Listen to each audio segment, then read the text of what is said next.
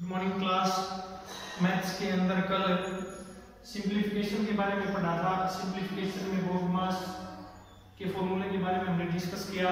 आज की टॉपिक है हमारा स्क्वायर और क्यूब, स्क्वायर एंड क्यूब। देखिए मैथ्स में ये बहुत जरूरी टॉपिक है। आपको किसी भी नंबर का स्क्वायर करना आना चाहिए और क्यूब करना आना चाहिए। सबसे पहले स्क्वायर के बारे में डिस्कस करते हैं। स्क्वायर किसी नंबर का क्या होता है? कोई नंबर है, जब उसी नंबर को सेम उसी नंबर से मल्टीप्लाई कर देते हैं तो वो उस नंबर का स्क्वायर बन जाता है। जैसे आपको 2 का स्क्वायर है, 2 है और इसका स्क्वायर निकालना है। स्क्वायर के लिए साइन क्या रहता है? ऊपर पावर इसकी 2 लिखी जाती है। ये स्क्वायर का साइन रहता है कि पावर ऊपर 2 लिखी जाती है। 2 का स्क्वायर मींस 2 into 2 4। 2 का स्क्वायर होता है आपका 4। अब सपोज कीजिए आपको 3 का स्क्वायर निकालना है, तो स्क्वायर के लिए जो साइन होता है वो होता है ऊपर पावर 2। तो 3 का स्क्वायर 3 into 3 जो 9 है, ये 3 का स्क्वायर है। 4 का निकालना है, सपोज कीजिए आपको 4, तो 4 into 4 ये 16 जो है 4 का स्क्वायर है।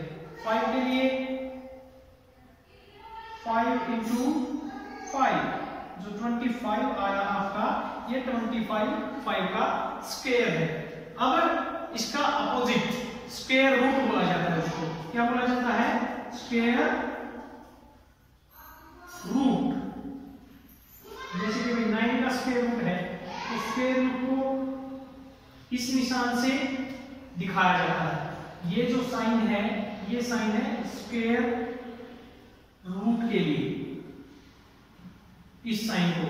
अब 9 का स्क्वायर रूट होता है 3, 4 का स्क्वायर रूट होता है 2।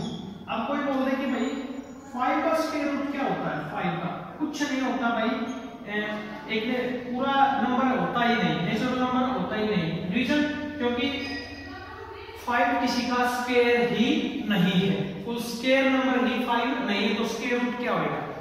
जैसे 2 का स्क्वायर 4 था और 3 का सीधा 9 था ना। 5 किसी का स्क्वायर है, न 6 है, न 7 है। 4 स्क्वायर है 16 का। इसके बीच में जो नंबर्स बच गए वो क्या पूरे किसी के स्क्वायर्स हैं? नहीं है।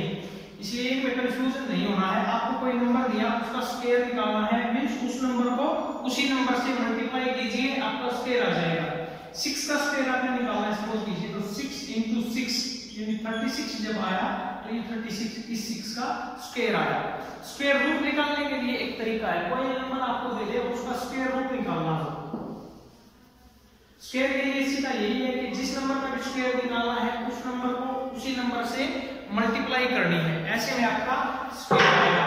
और स्क्वायर रूट के लिए क्या करना है? जैसे कि गिवन है आपको 9, इसमें आपके प्राइम फैक्टर्स आपको काम आएंगे। अगर आपको प्राइम फैक्टर्स बनाने आते हैं तो आप स्क्वायर रूट निकाल सकते हो। जैसे 9 के प्राइम फैक्टर्स जब निकालोगे तो क्या आएंगे? 3 और 3 यानी 3 into 3।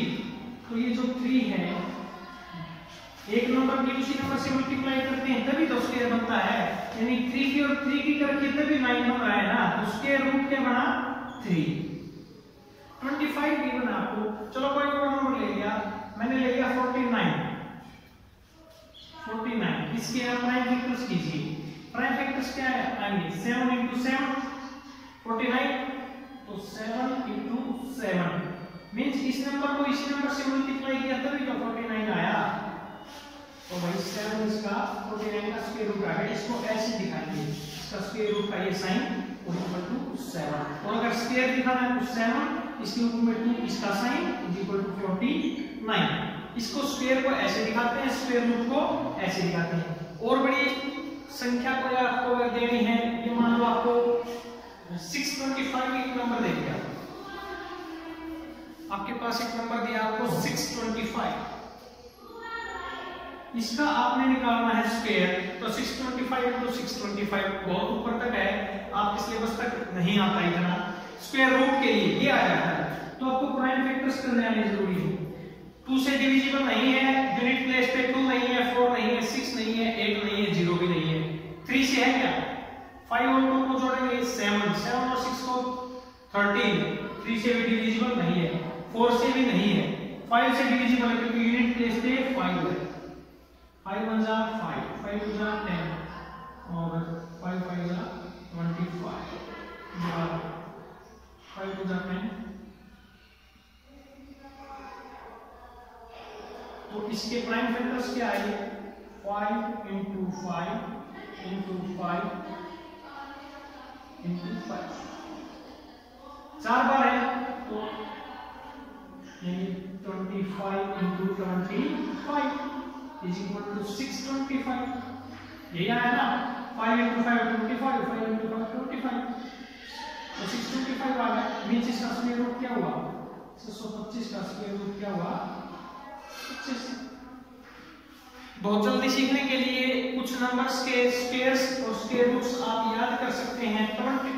20 तक तो आपको याद कर ही रहना चाहिए, बहुत जरूरी आ जाते हैं कई सम्स में। लिख देता हूं मैं 10 तक लिख देता हूं। 2 का 4 होता है, 3 का स्क्वायर 9 होता है, 4 का स्क्वायर 16 होता है, 5 का स्क्वायर 25 होता है, 6 का स्क्वायर 36 होता है, 7 का स्क्वायर 49 होता है, 8 का स्क्वायर 64 होता है, 9 का स्क्वायर 81 होता है, 10 का स्क्वायर 100 होता है। ये स्क्वायर्स हैं। अगर स्क्वायर रूट पूछोगे, 4 का स्क्वायर रूट 2, 9 का स्क्वायर रूट 3, 16 का स्क्वायर रूट 4, 25 का स्क्वायर रूट 5, 36 का स्क्वायर रूट 6, 64 का स्क्वायर रूट 8, 81 का स्क्वायर रूट 9 और 100 का स्क्वायर रूट 10। नेक्स्ट क्यूब्स को करते हैं भाई। क्यूब क्या होता है? देखिए, क्यूब के अंदर किसी भी नंबर को 3 बार मल्टीप्लाई करने से जो नंबर मिलता है आपको, वो उस नंबर का क्यूब होता है। जैसे आपको निकालना है 2 का क्यूब। क्यूब को ऊपर 3 से डिनोट करते हैं। ऊपर पावर जब 3 लगा देते हैं तो इससे क्यूब डिनोट होता है बेटे। तो 2 का क्यूब 2 into 2 into 2, 3 बार जब मल्टीप्लाई कर देते हैं किसी नंबर से तो वहां से आपका क्यूब निकलता है। 2 into 2 4, 4 into 2 8, तो 2 का क्यूब क्या आया आपका? 8। और क्यूब रूट को डिनोट करते हैं इसी साइन से, और यहाँ पे 3 लगा लेते हैं। जो स्क्वायर वाला साइन था और इसके यहाँ 3 लगाते ही ये क्यूब रूट का साइन होता है। इसका साइन ये क्यूब रूट का। समझ में आया? 3 का अगर आपको क्यूब निकालना है, ऊपर 3 दिखाते हैं। 3 into 3 9, 9 into 3 27। अब देखो 4 का क्यूब निकालना है। 4 into 4 16, 16 into 4 64। ये होते हैं क्यूब्स। समझ में आया? क्यूब रूट 27, 7 का क्यूब रूट निकालना है 3। अब देखिए, अगर निकालना है आई क्यूब रूट तो प्राइम फैक्टर्स ही यहाँ पे काम आते हैं। 27 के प्राइम फैक्टर्स कीजिए आप। 3 9 आएगा और 3 से करेंगे 3 आएगा। क्या है आपका? 3 into 3 into 3 मींस 3 की 3 बार मल्टीप्लाई करी है ना, तो क्यूब रूट क्या रहेगा इसका? 3 रहेगा क्यूब रूट। समझ में आ रहा है? ये क्यूब होता है। 5 का अगर देखना है आपने तो 5 into 5 25 into 5 125। 6 का 36, 6 into 6 4 into 6 करोगे तो 216 आएगा, 216। 7 8 9 और 10 क्यूब आपके होमवर्क के लिए है। क्यूब्स निकालिए और सेंड कीजिए मेरे पास। समझ में आया? Thank you.